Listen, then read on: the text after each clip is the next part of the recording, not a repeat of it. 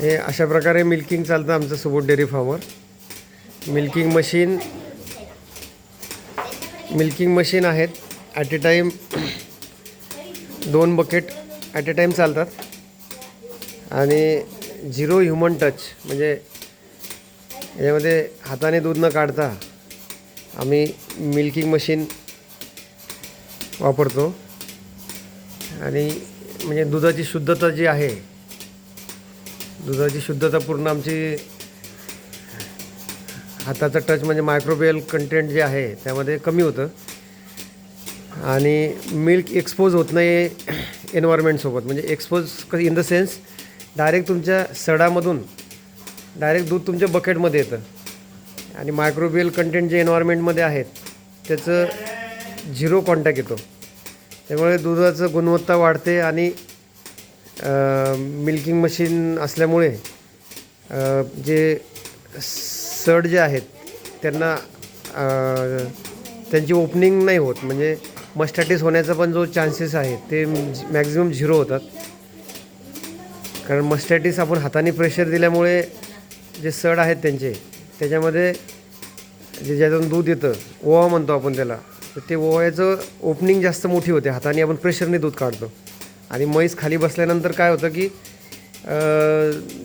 त्याच्यामध्ये मायक्रोब्स जे आहेत म्हणजे जमिनीतले हे जे आपण शेणामधले, यामध्ये मग ते मस्टॅटिस होण्याचे चान्सेस जास्त असतात.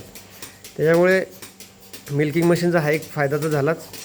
प्लस ॲट ए टाईम समजा एवढ्या म्हशी सांभाळायच्या तर त्यात काही म्हशी हातावर पण आहेत ज्या मशीनवर लावायचा प्रयत्न केला पण नाही झाला. तर मिल्किंग मशीनमुळे बरेच फायदे आहेत. मेनली तर आहे की तुमचं हाताचं टच नाही लागत आणि दूध कसे बकेटमध्ये आल्यानंतर ते एन्व्हायरमेंटच्या कॉन्टॅक्टमध्ये येऊन दुधाचं जे आपण एक्सपायरी म्हणतो, लाईफ स्पॅन हा दुधाचा कमी होतो. कारण दूध नासण्याचं शक्यता जास्त असते. आता इथे कसं होतं की डायरेक्ट सडामधून तुमच्या ओव्यामधून डायरेक्ट दूध जे आहे ते डायरेक्टच बकेटमध्ये येतं आणि बकेटमधून आपलं डायरेक्टच आपल्या टँकमध्ये येतं. त्याच्यामुळे दुधाचं एन्व्हायरमेंटसोबत कॉन्टॅक्टच येत नाही. आणि अशा प्रकारचं दूध हे आम्ही सुबोध डेअरी फार्म आमचं जे आउटलेट आहे कॅनरा बँकेजवळ मेहकरला, शेट्टी पेट्रोल पंपच्या समोर, तिथे म्हणजे सांगायचं म्हटलं तर Vimal tower, Canara bank, Shetty petrol पंपच्या समोर मेहकरला जे दूध विक्री आहे तिथून तुम्ही हे जे नैसर्गिक दूध म्हणजे ज्याच्यावर कुठलंही ऑक्सिटोसिन इंजेक्शन नाही वापरलेलं, डायरेक्ट सडामधून डायरेक्ट तुम्हाला मिल्किंग टँकमध्ये दूध येणे, ह्या गोष्टी आहेत. कारण आता मिल्किंग मशीन काढल्यानंतर कसं आहे की म्हैस वासरासाठी थोडं दूध ठेवते, तर त्याच्यामुळे थोडंसं मग शेवटी तुम्हाला दूध थोडंसं काय पावभर ते थोडंसं हाताने काढावं लागतं. आणि असं हे आमचं वासरू संगोपन आहे. येणारी नवीन पिढी यांना आम्ही मुक्त संचार थोडंसं तयार केलं, कारण थोडंसं स्पेस कमतरता असल्यामुळे, पण बांधून नाही ठेवले आम्ही.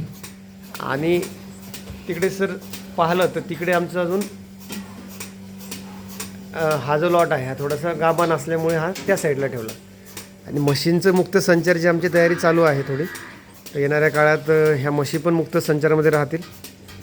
अशा प्रकारे हे मिल्किंग, लाईव्ह मिल्किंग आम्ही दाखवण्याचा प्रयत्न केला.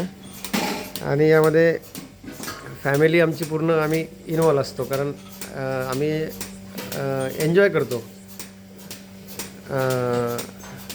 म्हणजे ही प्रोसेस जी आहे आणि ही जी सेवा आमच्या हातातून घडते, आम्ही त्यांना फूडमध्ये कसं असतं आमचं हे, याच्यामध्ये सर्व चनाचुरी, मक्काचुरी, ढेप हे अशा प्रकारे भिजू ठेवून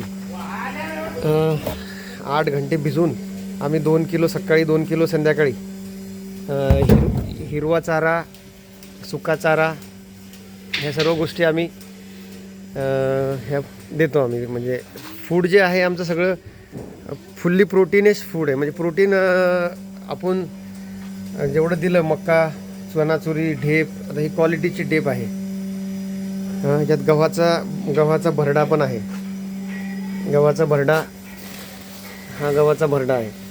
त्याच्यामुळे आमचं जे दूध आहे, समजा आम्ही जे आमच्या सुबोध डेअरी फार्मचं जे म्हशीचं दूध आहे ते क्वालिटी दूध आहे.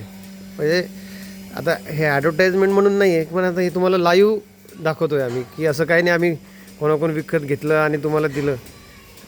याच्यातून आम्ही प्युअरली क्वालिटी मिल्क प्रोव्हाइड करण्याचं काम करतो. आणि तुम्हाला हे दूध कॅनरा बँकेच्या जवळ मेहकरला, Shetty petrol pump, Vimal tower, इथे तुम्हाला हे दूध आमचं विक्रीसाठी आहे आम्ही ठेवलेलं. तर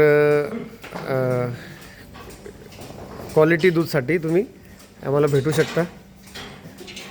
सुबोध डेअरी फार्म. धन्यवाद.